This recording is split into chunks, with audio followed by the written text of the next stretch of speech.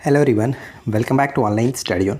तो जैसा कि आप लोगों को पता है कि अभी फ़िलहाल हम लोग 300 मोस्ट इंपॉर्टेंट एमसीक्यू मैं आपको प्रोवाइड करा रहा हूँ जो कि मॉडर्न हिस्ट्री का है। लेकिन उसमें काफ़ी लोगों का कमेंट्स आ रहा था कि अलग अलग सब्जेक्ट को भी लेकर के चलिए। तो मैंने यहाँ पे आप लोगों के लिए मेरा जो खुद का लिखा हुआ नोट्स है वन लाइनर फॉर्म में मैंने क्वेश्चंस बनाए हैं जो इकोनॉमिक्स के क्वेश्चन है, अलग अलग पेपर्स में पूछे गए, वो मैं आप लोगों के साथ शेयर करूँगा। तो इस वीडियो में हम लोग इकोनॉमिक्स के करीब 30 से ज़्यादा क्वेश्चंस डिस्कस करने वाले। तो इस वीडियो को आप आखिरी तक देखिए और सभी क्वेश्चंस को ध्यान से समझिएगा। तो चलिए शुरू करते हैं। और रही बात पीडीएफ की, तो ये पीडीएफ मैं आपको टेलीग्राम पर शेयर कर दूंगा, तो आप इसको डाउनलोड कर लीजिएगा। टेलीग्राम का लिंक नीचे डिस्क्रिप्शन में मिल जाएगा। तो देखिए, मैंने इकोनॉमिक्स के वन लाइनर फॉर्मेट में क्वेश्चंस बनाए हैं जो कि आपके आने वाले सभी एग्जाम के लिए इंपॉर्टेंट होगा। और ये सभी क्वेश्चंस ऑलरेडी एग्जाम्स में पूछे जा चुके हैं और काफ़ी एक्सपेक्टेड हैं। तो शुरू करते हैं। पहला प्रश्न है कि भारत की राष्ट्रीय आय का आकलन करने वाली जो संस्था है वो कौन सी है? तो राष्ट्रीय सांख्यिकी कार्यालय, जिसे पहले हम लोग केंद्रीय सांख्यिकी संगठन के नाम से जानते हैं, यानी सीएसओ का जो गठन किया गया था वो 2 मई 1951 को किया गया था, जिसे हम लोग केंद्रीय सांख्यिकी संगठन कहते थे। लेकिन बाद में 2007 में इसे नाम बदल दिया गया और इसे एनएसओ के नाम से जानते हैं, नेशनल स्टैटिस्टिकल ऑफिस में विलय कर दिया गया था।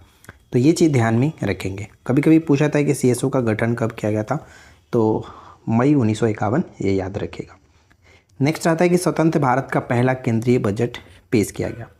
तो स्वतंत्र भारत का पहला केंद्रीय बजट आर.के. शनमुखन सेठी के द्वारा पेश किया गया। भारत में आर्थिक सर्वेक्षण को केंद्रीय बजट से अलग कब किया गया था? तो ये 1964 के बाद अलग हुआ। ठीक है, 1964 के बाद आर्थिक सर्वेक्षण और बजट दोनों अलग अलग पेश किए जाते हैं। इसके बाद नेक्स्ट प्रश्न आता है कि किसी अर्थव्यवस्था में अंतिम वस्तुओं और सेवाओं पर कुल खर्च का योग करके राष्ट्रीय आय की गणना करने के लिए किस विधि का उपयोग किया जाता है? तो इस विधि को व्यय विधि कहा जाता है, व्यय विधि के नाम से जानते हैं। 1947 में भारत में प्रति व्यक्ति आय, वार्षिक आय कितने थे? भारत की प्रति व्यक्ति वार्षिक आय कितनी थी आज़ादी के समय 1947 में? तो 249.60 पैसे, यानी 249.60 पैसे कह सकते हैं। अब नेक्स्ट है कि जीएसटी कर व्यवस्था में उच्चतम प्रतिशत स्लैब क्या है? तो देखिए, जीएसटी एक प्रकार का अप्रत्यक्ष कर है और 1 जुलाई 2017 से इसको लागू किया गया। जीएसटी के तहत विभिन्न वस्तुओं और सेवाओं पर कर लगाने के लिए 5 मुख्य स्लैब बनाए गए हैं। 0%, 5%, 12%, 18% और सबसे उच्चतम जो है वो 28% का टैक्स लगता है। तो कई बार क्वेश्चन ये पूछा गया कि जीएसटी किस प्रकार का कर है, तो अप्रत्यक्ष कर है, ये याद रखेंगे। भारत में कृषि पर लगाया जा सकता है, भारत में कृषि जो कर है वो किसके द्वारा लगाया जा सकता है? राज्य सरकारों के द्वारा लगाया जा सकता है। सेवा कर एक प्रकार का अप्रत्यक्ष कर है, सेवा कर अप्रत्यक्ष कर है। प्रत्यक्ष कर और अप्रत्यक्ष कर पर मैंने एक अलग वीडियो आपको प्रोवाइड कराया हुआ है, अगर आपने उसको नहीं देखा है तो देख लीजिएगा, ट्रिक के साथ याद कर सकते हैं। समष्टि अर्थशास्त्र विश्लेषण में उपभोग फलन किनके बीच संबंध का वर्णन करता है? तो ये देखिए, ग्रुप डी 2022 में क्वेश्चंस पूछा गया था। समष्टि अर्थशास्त्र विश्लेषण में उपभोग फलन किसके बीच संबंध स्थापित करता है? तो कुल उपभोग और सकल राष्ट्रीय आय के बीच संबंध स्थापित करता है। औसत परिवर्तनीय लागत और औसत निश्चित लागत योग को क्या कहा जाता है? औसत परिवर्तनीय लागत और औसत निश्चित लागत के योग को हम लोग औसत लागत कहते हैं, औसत लागत। वीडियो पसंद आए तो प्लीज़ वीडियो को लाइक और चैनल को सब्सक्राइब कर लीजिएगा इस तरह का अपडेट्स के लिए। उत्पादन के 4 कारक कौन कौन से? तो उत्पादन के 4 कारक भूमि, श्रम, पूंजी और उद्यमिता। ठीक है, जब हम एनएनपी यानी कि निवल राष्ट्रीय उत्पाद को किसी राष्ट्र की कुल जनसंख्या से विभाजित करते हैं तो हमें क्या प्राप्त होता है? तो प्रति व्यक्ति आय निकलता है, प्रति व्यक्ति आय। हिंदू वृद्धि दर नामक जो शब्द है वो किसने गढ़ा था? हिंदू वृद्धि दर शब्द गढ़ा था राजकृष्ण के द्वारा। भारत की जीडीपी में सर्वाधिक योगदान किस क्षेत्र का होता है? तो तृतीय क्षेत्र, जिसे हम लोग सेवा क्षेत्र के नाम से भी जानते हैं। ठीक है, ये याद रखिएगा। राष्ट्रीय आय की गणना का पहला प्रयास किसने किया? तो राष्ट्रीय आय की गणना करने का पहला प्रयास दादा भाई नौरोजी ने किया था, दादा भाई नौरोजी। एनडीपी का अर्थ क्या होता है? अर्थशास्त्र में एनडीपी का अर्थ क्या है? तो net domestic product, net domestic product. अर्थशास्त्र में बजट अधिशेष यानी बजट सरप्लस क्या है? अर्थशास्त्र में बजट अधिशेष उसे कहते हैं जब एकत्रित राजस्व आवश्यक व्यय से अधिक हो, यानी जब एकत्रित राजस्व आवश्यक व्यय से अधिक हो उसे कहते हैं बजट सरप्लस। और ये एनटीपीसी 2022 में क्वेश्चन पूछे गए थे। वित्तीय वर्ष को बदलकर जनवरी से दिसंबर तक करने वाला पहला भारतीय राज्य कौन सा है? वित्तीय वर्ष जनवरी से दिसंबर करने वाला पहला भारतीय राज्य बन चुका है मध्य प्रदेश। केंद्रीय रेलवे बजट को सामान्य बजट से के साथ कब मिलाया गया, कब विलय किया गया? यानी केंद्रीय बजट और सामान्य बजट एक साथ मिलाया गया 2017-18 में।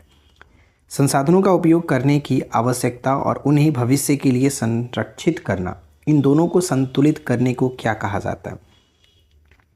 इसे सतत विकास कहते हैं। सतत विकास उसे कहते हैं मतलब कि संसाधनों का सही तरीके से आवश्यक इस्तेमाल करना और उसे भविष्य के लिए भी संरक्षित रखना, उसे सतत विकास कहते हैं। गिनी गुणांक, कई बार आपने पेपर में देखा होगा, गिनी गुणांक जो है वो क्या है?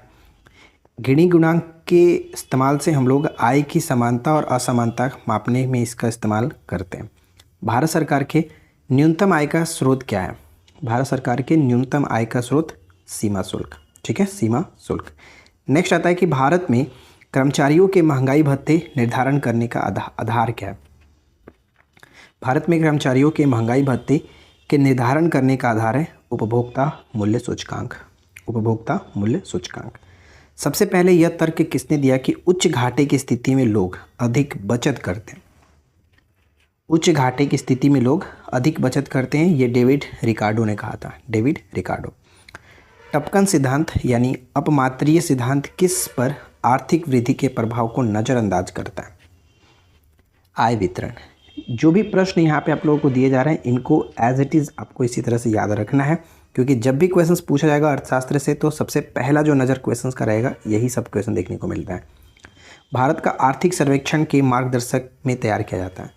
जब भी भारत का आर्थिक सर्वेक्षण जो प्रत्येक वर्ष पेश किया जाता है वो किसके मार्गदर्शन में तैयार होता है? तो मुख्य आर्थिक सलाहकार, भारत के मुख्य आर्थिक जो सलाहकार होते हैं उनके मार्गदर्शन में ये तैयार किया जाता है। राजकोषीय नीति की अवधारणा मूल रूप से किसके विचारों पर आधारित है? राजकोषीय नीति की अवधारणा मूल रूप से किसके विचारों पर आधारित है? तो जॉन मेनार्ड किन्स, ठीक है, जेएम किन्स, याद रखिए, जॉन मेनार्ड किन्स। राजकोषीय घाटा क्या होता है? तो राजकोषीय घाटा सरकार के कुल राजस्व और कुल व्यय के बीच के अंतर को, कुल राजस्व और कुल व्यय के बीच के अंतर को राजकोषीय घाटा कहा जाता है। भारत का पहला आर्थिक जो सर्वेक्षण प्रस्तुत किया गया था कब?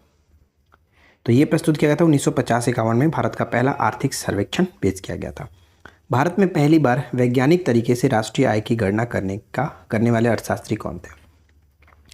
तो देखिए, सबसे पहले अगर हम बात करें राष्ट्रीय आय की गणना करने का जो प्रयास किया गया था दादा भाई नौरोजी ने किया था, लेकिन वैज्ञानिक तरीके से जब भी क्वेश्चन में पूछा जाए तो फिर आपको याद रखना है कि VKRV राव जो थे इन्होंने सबसे पहले वैज्ञानिक तरीके से राष्ट्रीय आय की गणना करने का प्रयास किया। तो कुल मिलाकर आज हमारे पास इस वीडियो में इतने सारे इकोनॉमिक्स के क्वेश्चंस थे। आई होप कि ये वीडियो इंपॉर्टेंट और आप लोगों के लिए इन्फॉर्मेटिव रही होगी। वीडियो पसंद आया हो तो प्लीज़ वीडियो को ज़्यादा से ज़्यादा लाइक करिए, फ्रेंड के साथ शेयर करिए। चैनल पर पहली बार आए तो सब्सक्राइब करके नोटिफिकेशन बेल आइकन को ऑल पे सेट कर लीजिए। मिलते हैं नेक्स्ट वीडियो में नए टॉपिक के साथ। Thanks for watching, keep watching, keep learning, have a good day.